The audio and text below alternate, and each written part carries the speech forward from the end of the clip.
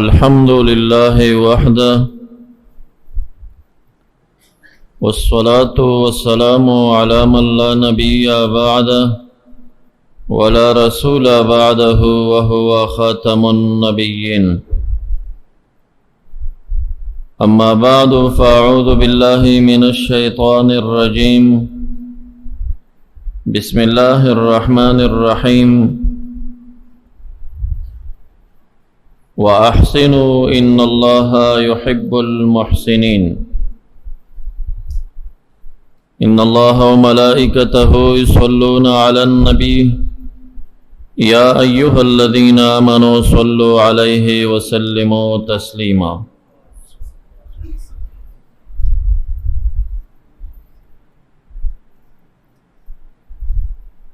نن چې زیر بحث ګرځو مسئله متنازعه بیننا و بین الخصم هغه مسئله د علم الباطن او د علم التصوف. د اهل سنت والجماعه دا عظیم اسم چې جامع دی اربعه مذاهب لرا او اربعه طرق لرا.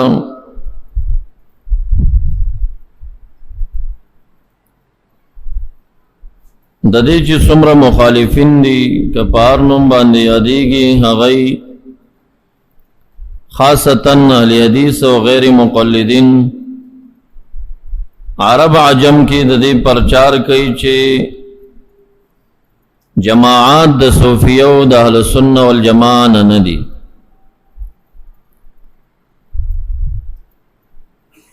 او دا د دوی بی تحقیقی ده. ډیر کرتی دوی د تعصب نه کار اخلي د یو جماعت جمله عقاید مطالعه نه کی او غلط فتوی صادری لکه تعصب د احناف سره غیر مقلدینو کړی دی چې احناف او خاصتا امام ابو حنیفه رحمت الله علیه دوی مرجئی ګڼل دي. پالیمان یزید و ینقص په مسله باندې ما د مرجئه او د احناف منځ کې فرق وکړ چې هغوی قول بلا عمل قائل دي خو هغوی عمل مقوی الایمان نه ګڼي او احناف عمل مقوی الایمان ګڼي. نو دا لوی فرق دی په منځ د مرجئه او د احنافو کې. نو احنافو ته مرجئه ویل تعصب محض دی. دغه شان یو خطرناکه فرقه چې په نوم د باطنیه باندې یادېده مخکې تیره شوې ده ګمراه فرقه. د هغوی ډېرې غلطې عقیدې وي چې من جمله د هغې نه عقیده د حلول وه. خو د عقیده د حلول د ذات د باری تعالی په نفوسو د عبادو کې دا دوی غیر اختیاري قول نه و کړی په مرتبه د سکر مقام کې بلکې قصدن او عمدن یې کړی. دغه فرقه باطنیه د شیګانو نه وي. هغوی دا وایي چې خدای تعالی الہ چې کوم دی دا په نفوسو کامله او ذواتو د هغې کې حلول کوي. نو دغه د حلول بعض الفاظ د وحدت الوجود د صوفیو نه هم صادر دی. خو صوفیه عقیده د حلول نه ده ساتلی. د وحدت الوجود چې کم قول هغوی کړی دی د باری تعالی په محبت کې فنا ته تللی دي او داسې حال پې تواری شوی دی چې هغوی د خالق د نور نه سیوا هیڅ نه لیدل. نو دغه وخت کې هغوی نه غیر اختیاري د ان الله آواز یا هو الله آواز وتلی دی یا د ابن عربی نه یا د منصور حلاج نه. خورای د صوفی کرامو د دې باره کې دا ده چې تقلید د منصور او د صاحبانو د وحدت الوجود حرام دی بل څوک دا نشي ویلی. لیکن هغوی په دې قول کې معذور ګڼي چې دا الفاظ تینا په مرتبه د سکر کې ہوتی.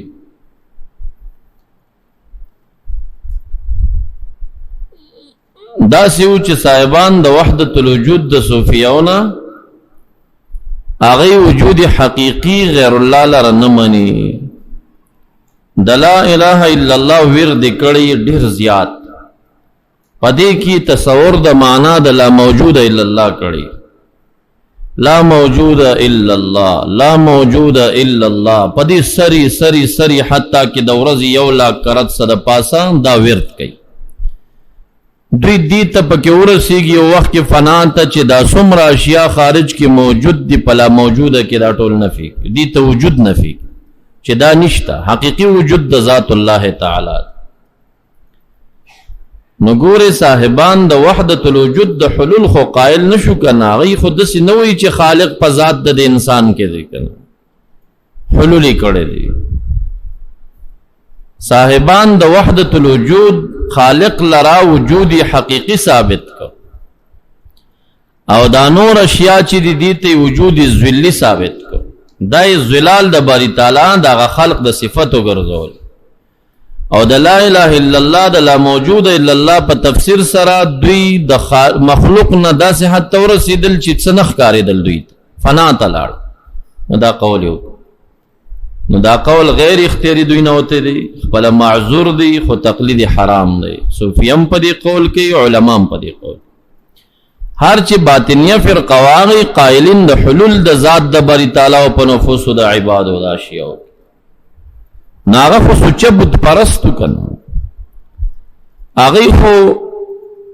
یو بت کم د خدای تعالی د ذات د حلول قائلو، لکه دا عقیده د مشرکین محض وا. او دارنگی رجل صالح کی او پا نفس کاملہ او پا نفوس دا عبادو کم دا باری تعالی دا حلول عقیده او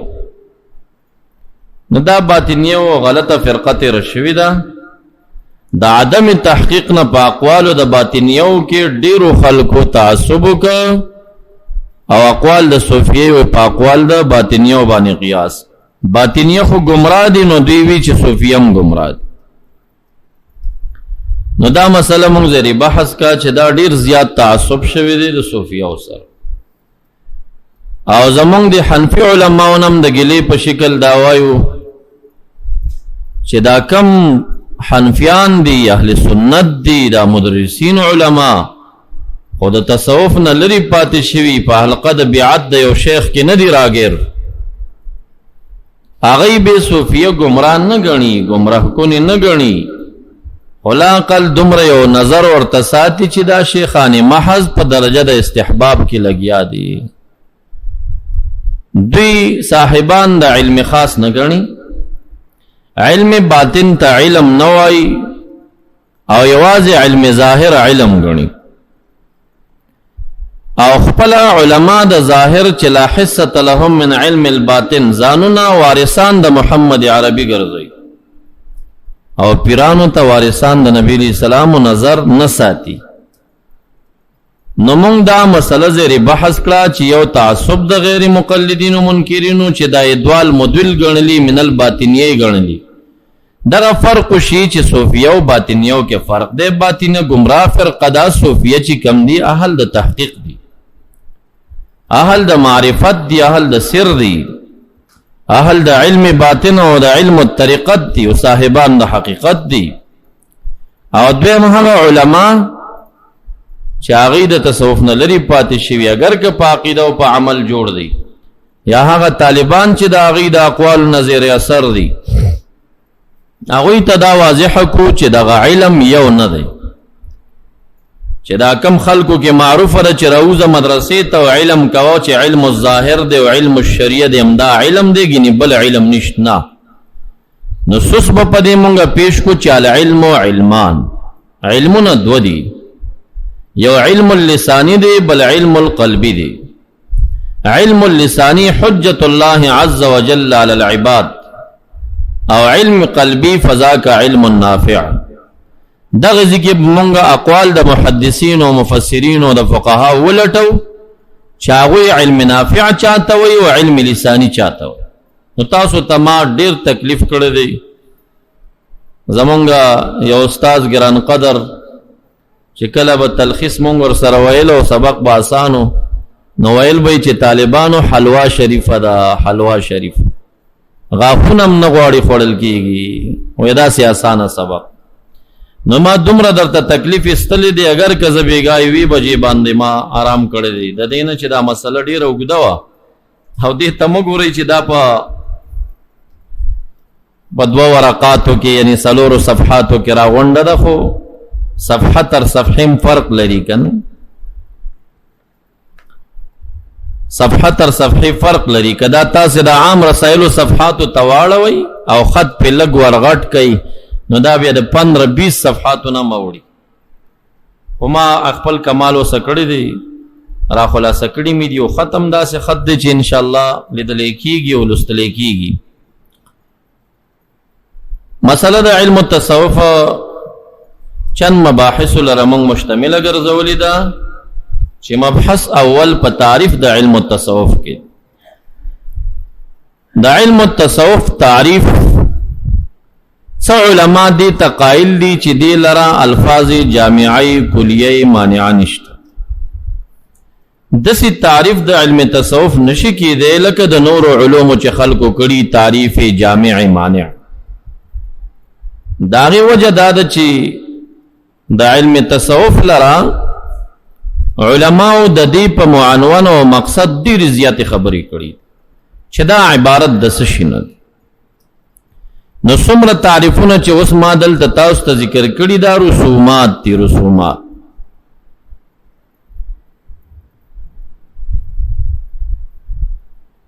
جامع العلوم فی اصطلاحات الفنون کی اول جلد 203 صفحه کی د تصوف مالات. التصوف تجرید القلب الى الله تعالی و احتقار ما سوى الله تعالی. ګوره دا هر تعریف چې ذکر کیږي که سړی دلایل وانه مري نو پته لګي چې تصوف څه شی او دا ښه څیز دی که خراب څیز. تصوف معنا دا تجرید القلب لله تعالی، دا زړه به خالق ته مجرد که چشتیان او قادریان سروردین حضرات دین لا اله الا الله اسباق دی ته ورکوي چې مخلوق پرېږده او خالق ته متوجه شي. کنه قشبندی حضرات دین اول سبق په قلب کې د الله ورکوي د اسم ذات دې دپاره چې کله دې زړه ته د الله اسم دننه شي تجرد به د ما سوی الله نه راشي. و احتقار ما سوی الله تعالی او ما سوی الله به سپک ګڼي. وقد نقل قدوة العارفين مولانا نور الدين شیخ عبدالرحمن الجامی قدس سره السامی فی نفحات الانس دا کتاب دے من حضرات القدس فی احوال الشیخ ابی اسحاق ابراہیم بن شہریار رحمہ اللہ تعالی انه رأى النبی صلی اللہ علیہ وسلم فی المنام خوب کی نبی علیہ السلام لید تپوستے نہ قیمت تصوف یا رسول اللہ صلی اللہ علیہ وسلم تصوف سے شہدے رحمت للعالمین خوب کے دعوت نہ فرمائی چی تصوف لا سے شہدے دا خسا علم نہ او تا فرمائیں التصوف ترک الدعاوی و کتمان المعانی دعوی پر خودل دی دعوی پر خودل دی و کتمان المعانی سا معنی چی قلب تلقاش یا غرازن پٹ ساتل دی. التعریفات اول جلد ریت صفحہ کی ذکر کئی. تصوف ستوی الوقوف مع الادب الشرعیہ ظاہرا فیرا حکمها من الظاہر فی الباطن. علم حاصل ولدی پا امور ظاہرو باندی سرد آداب شرعیون چاگا امور نصوص ظاہر تو گوری فیرا حکمها من الظاہر فی الباطن و باطنن عطف کا پظاہرن بانے وقوف مال آداب الشرعیہ باطنن فیرا حکمها من الباطن فی الظاہر. ابن قیم پا مدارج السالکین کی اول جلد 455 صفحہ کی تصوف معنی کئی. قال ابو بکر الکتانی تصوف خلق تصوف سشیدی اتصاب دا زان دے پاخلاق و حمیدو باندے فمن زاد علیک فی الخلق زاد علیک فی التصوف. تا بل سړی ته ګوره چې اخلاق ستا خدي کداغه اخلاق تا نه خو هغه تا نه تصوف کې خد تصوف عبارت د حسن خلق نه چا چې اخلاق خدي هغه تصوف کې خد چا چې اخلاق کمزوري تصوف کې کمزور. فإن حسن الخلق وتزكية النفس بمكارم الأخلاق دا پخکل اخلاق ورز. دارنگ ابن قیم مدارج السالکین دویم جلد 300 صفحہ کی معنی کئی دغه معنی ډیر علماء کړي دا الفاظ مختصر دی تقریبا جامع مانع دی. تصوف چاہتا ہو یا تخلی من الرزائل والتحلی بالفضائل رزائلنا تخلیہ وفضائل تحلیہ وفضائل زان متصف کول او رضائل نزان خالی کول دغه نه چھوڑ د تصوف. دارنګ مدارج السالکین دویم جلد 300 صفحہ کی معنی کی قال السر السقطی تصوف اسم لثلاثه معان لا يطفئ نور معرفتی نور ورائه دے عارف وی آغا نور د معرفت دا چه مرن کی دنا نور ورائه نور د تقوی دا اسینا چه عارف شس کشوفی مولی دل داغین بعد نو سر شی بیار سکی نا نور د ورائه ختم نکی. ولا يتكلم بباطن في علم ينقض عليه ظاهر الكتاب باطن اړه بدا سے اقوال نه کوي چې ظاهر نصوص داغي خلاف وي نو علم باطن دا نشو چې د شریعت به مخالف وي. رد شپ قلندرینو چشتیانو بازو باندې چې هغه نظر دا جوړ کړی دی چې ګینه علم باطن او ظاهر سره فرق لري یا متغایرین دي نه کظاهر لبطن وبطن لظاهر اسلام للایمان ایمان للاسلام دغه شانته دی دا بالکل یو بل سره ټچ دی. ولا تحملوا الحرامات ولا حتى استار محارم الله او بل دریم دا چې کرامات دی باعث نه کی دلرا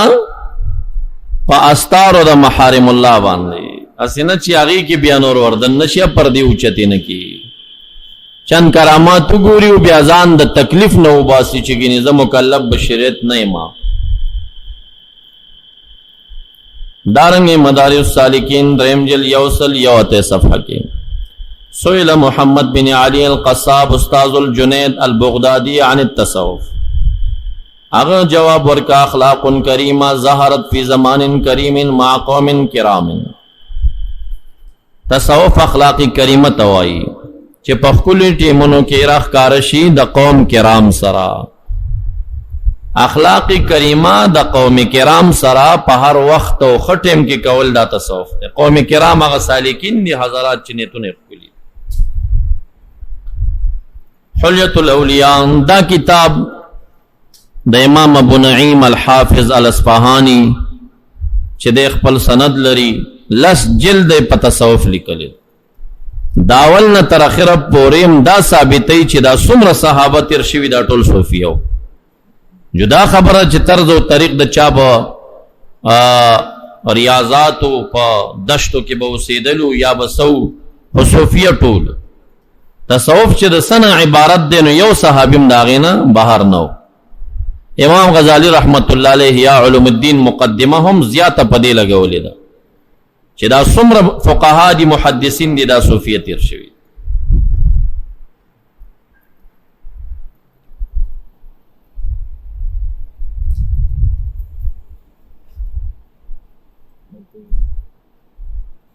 دابل میک ورک دا میک برک اگر او بس عالم دي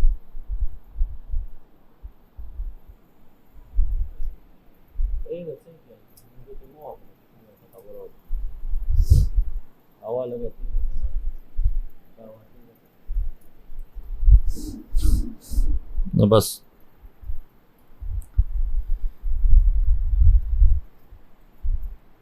دا ذکر کئی سمعت ابو الفضل نصر ابن ابن نصر التوسی سنگ شو آواز چا اشارہ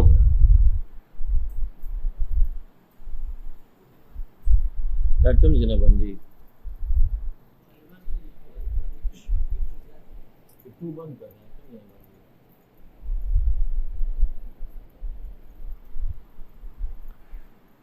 سمعت ابا الفضل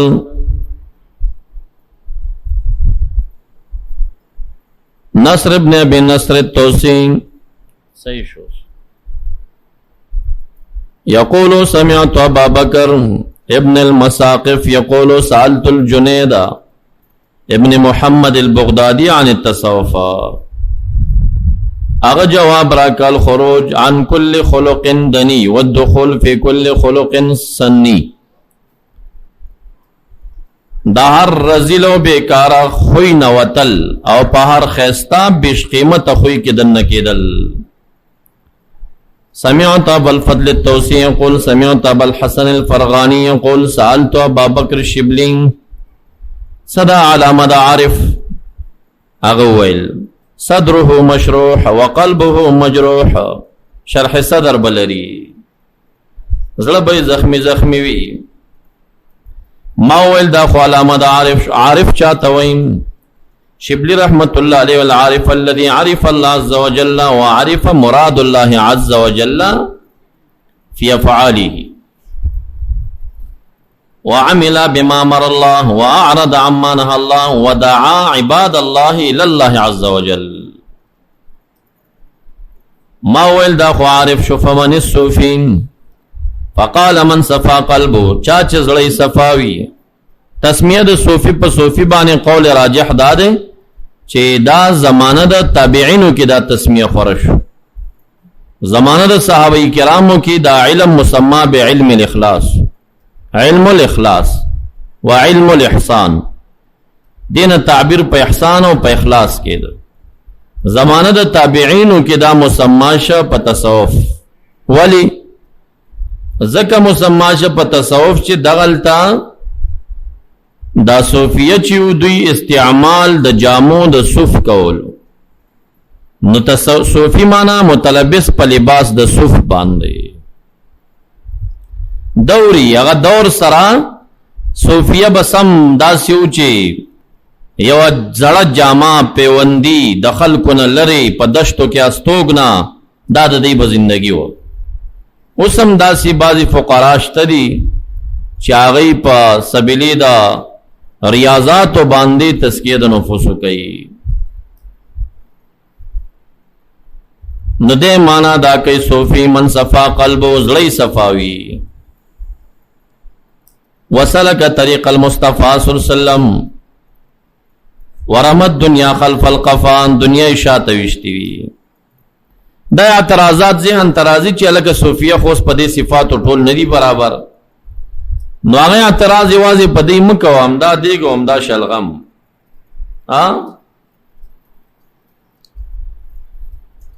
آیو دروغجن ویلی وی چې زما والد ګرامی چې هغه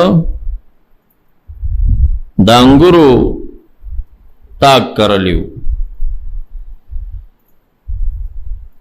وی هغه په خور کې کرلی وی چې سهارې کتنو بیا هغه جم کې داغه سر روانو دومره غټ شوی او چې سبا مازیګر کې دنو لوړګې نه موخته نو هغه دوی مرتوی چې زما پلار دیکانو او هغه په ټیپر او دا به کرل شلغم افغانانو ته وی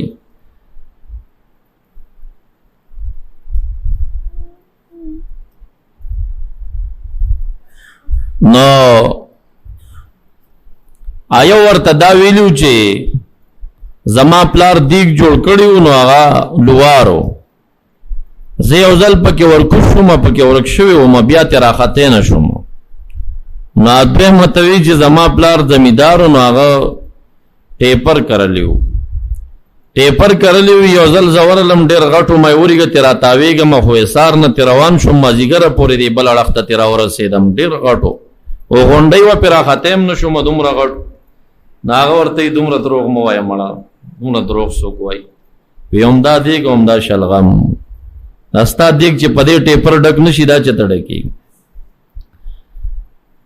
دا اعتراض واجب په صوفی مکوا خالص بابا ته چاویلی وې د عمر صاحب د عدالت قصیره ته کوي او عادل امران واست هغه ډیر حاضر جواب یو او بس په لیډرانو کې خسړم دا مولوی محمد نبی زکه چې په آخري عمر کې بوډاګه د انګريزانو خونه شکنه بس دغه وسو د غریب هغه زبانی و اعلان د جهاد یو کو تروت داغه د لګانو بے غیرتونه چې اوس د ګوډاګیانو د بے غیرتۍ زندگی تیرې د کفارو په خوا ناس دي خسر زر شدا غین عملی کمزوری د یتیم مال خوړل او سوسه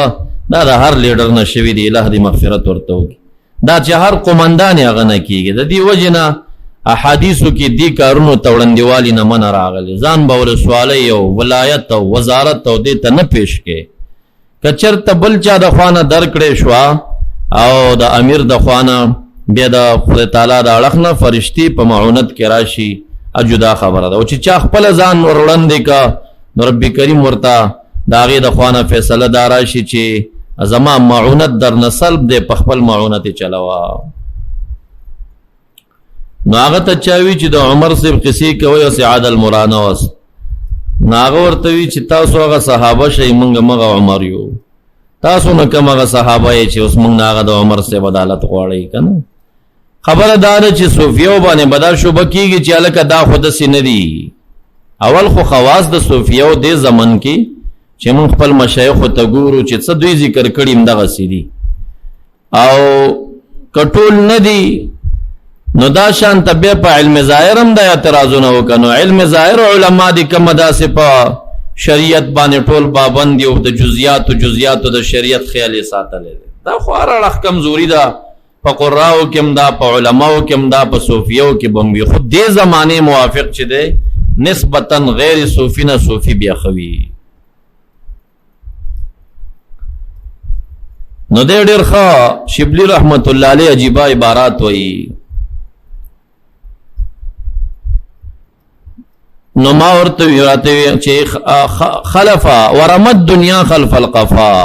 دنیا یې شاته غورځولي وازاق الهوا طعم الجفا خپل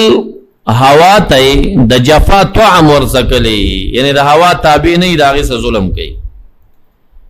قلت له ما ورته دا خو تصوف شه دا خو صوفي شه ما تصوف څه ته وایي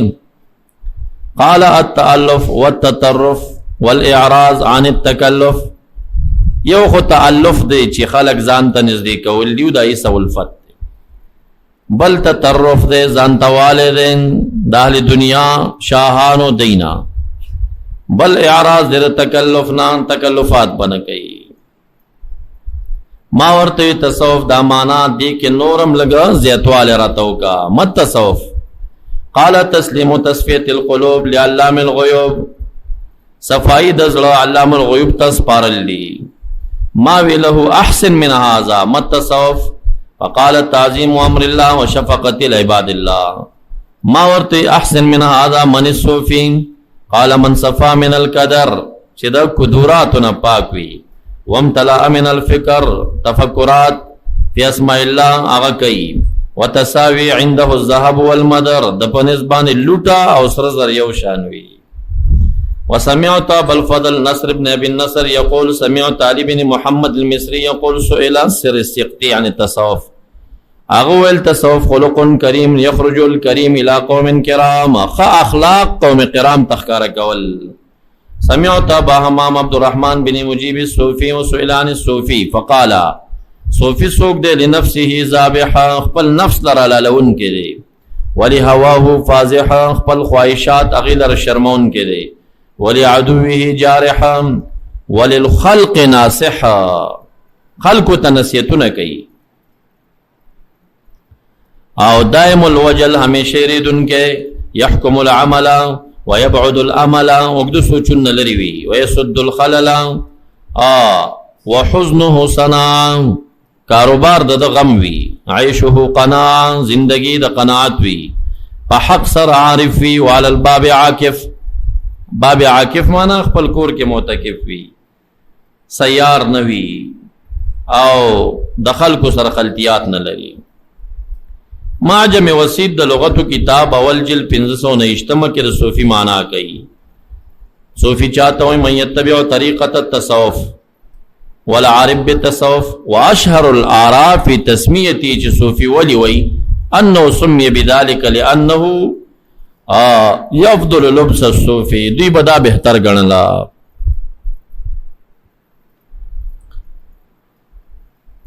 دارنګي شرح نهج البلاغه چې دا د عز الدین عبد الحمید بن هبت الله متوفی سن 655 کی داغه تصنیف دی. پاول جلد 9 صفحه کې علم تقسیمای ومن العلوم علم الطریقه والحقیقه. بعض د علومنا علم دا طریقه او د تصوف دی. واحوال التصوف وقد عرفت ان ارباب هذا الفن في جميع بلاد الاسلام اليه ينتهون وعنده يقفون. بلاد الاسلام کې چې وګرځيږي صاحبان د تصوف چې کم نه هغه تمام خبر انتهای ذات د باری تعالی ته کوي. عنده ضمیر الہ تراجی کوي. وعنده يقفون وقد صرح بذلك الشبلي والجنيد البغدادي وسر السقطي وابو يزيد البستامي وابو محفوظ معروف الكرخي وغيرهم. ويكفيك دلالة على ذلك الخرقة التي هي شعار من اليوم وكونهم يسندونها بإسناد متصل إليه عليه السلام. دلیل د ثبات وداد چې هر یو تورشنو سند متصل لري. هر شیخ طریقت سند متصل لري. دومره لا علماء نه لري څومره چې دوی لري سند اتصالی. نقشبندی حضرات خپل سند لري، ششتان خپل سند لري، داسې سندونه اتصالی لري. دا ماول کی ویل چې تصوف چون کی علماء او اقوال پکې ډیر دي. تقریبا په حلیۃ الاولیاء کې پدې کې 1.5 نزیات اقوال شوي. نو تعریف جامعه مانع نه لري، خو هغه الفاظ لګه سناس جامع دي چې التخلی من الرذائل وتحلی بالفضائل. دا د تصوف او د علم طریقت معنا او اجمالی شوی دا.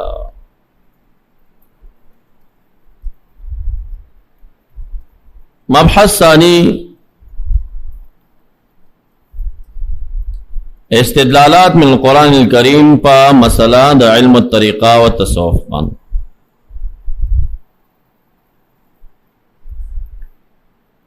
بعض اصطلاحات علوم الراز زمانے دا صحابونا اس بدل شوی. من جملہ دا حقینا زمانہ دا صحابہ کراموں کی علم فقہ چوا مسماوا پا اسلامیاتو بان، علم کلام چو علم عقائد دا مسماو پا ایمانیاتو بان، او علم طریقت چو دا مسماو پا احسانیاتو بان. اصطلاحات دا سیو عمدہ و جواد چی حضرت جبریل علیہ السلام حدیث طویل کی دا اخبرنی عن الاسلام اخبرنی عن الایمان اخبرنی عن الاحسان تا پوسونا کریو. نو پدی کی اشارہ و شرف دا دریو علومو تا چی علم العقائد والکلام او علم الفقہ و علم فقہ قرآن و سنت احادیث دیل رجامع دا امدین جوڑ دا دی معنا دا. او بل چې د علم الاحسان چې هغه درجه د اخلاص ثابتول دي ځان لره او غیر لره.